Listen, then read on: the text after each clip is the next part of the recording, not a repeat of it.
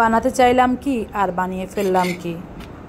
ব্যর্থতা মানেই হেরে যাওয়া নয়, একটা ব্যর্থ কাজ থেকে আরও একটা সফল কাজের সৃষ্টি হয়।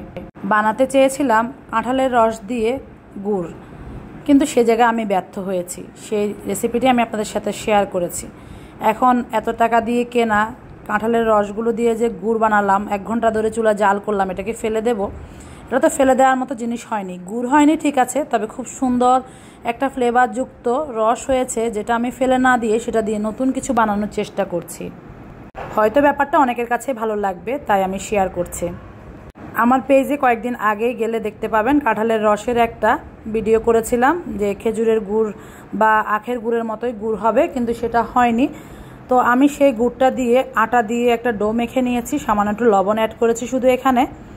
আর চাইলে আপনারা সেই রেসিপিটি দেখতে পারেন, তবে কাঁঠালের রস দিয়ে গুড় পারফেক্টলি হয় না।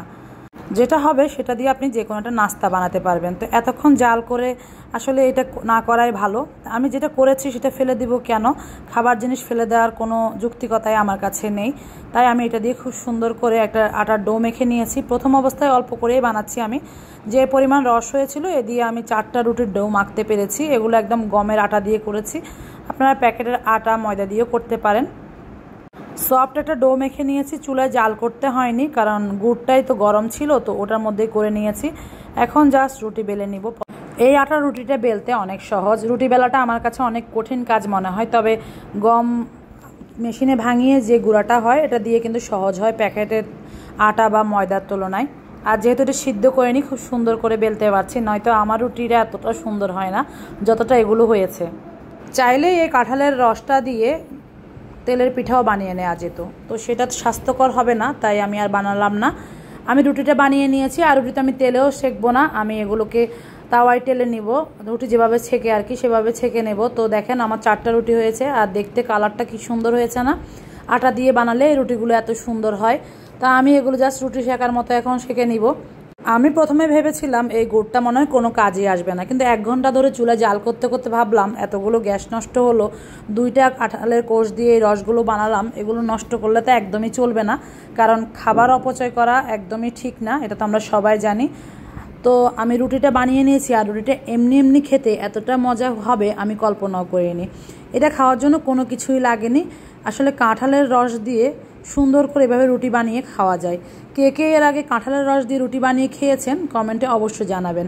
আমি কিন্তু জীবনের প্রথমবারের মতো এটা ট্রাই করেছি, এবং জীবনের প্রথমবার কাঁঠাল দিয়ে রুটি বানিয়ে খেয়েছি। নতুন অভিজ্ঞতা হয়েছে, নতুন একটা রেসিপি ট্রাই করতে গিয়ে আরেকটা রেসিপি হয়ে গিয়েছে আমার। তো আমি আসলে এই জায়গায় ব্যর্থ নয়, কারণ আমি একটা বানাতে গিয়ে আরেকটা বানিয়ে ফেলেছি। যে কোনো কিছুই একটা ব্যর্থ হলে সেখান থেকে আরেকটা নতুন কিছু সৃষ্টি হয়।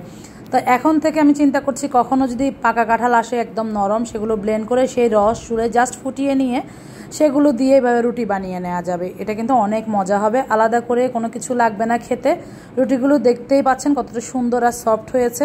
আপনাদের কার কার কাছে আমার আজকের এই রেসিপিটি ভালো লেগেছে অবশ্যই কমেন্টে জানাবেন। আর কার কার কাছে নতুন লেগেছে বা নতুন মনে হয়েছে তারাও জানাতে পারেন, কারণ এরকম রেসিপি কিন্তু খুব একটা দেখা যায় না। আমি যতক্ষণ পর্যন্ত এই গুড়গুলো বানাচ্ছিলাম ততক্ষণ পর্যন্ত আপি আমার সাথে ছিল। গুড় হয়নি তার খুব মন খারাপ।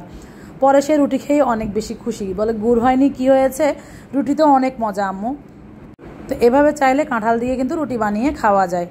আজকের মতো আমি বিদায় নিচ্ছি, সবাই ভালো থাকবেন, সুস্থ থাকবেন। কে কোথা থেকে আমার ভিডিওটা দেখছেন কমেন্টে জানাবেন। আল্লাহ হাফেজ।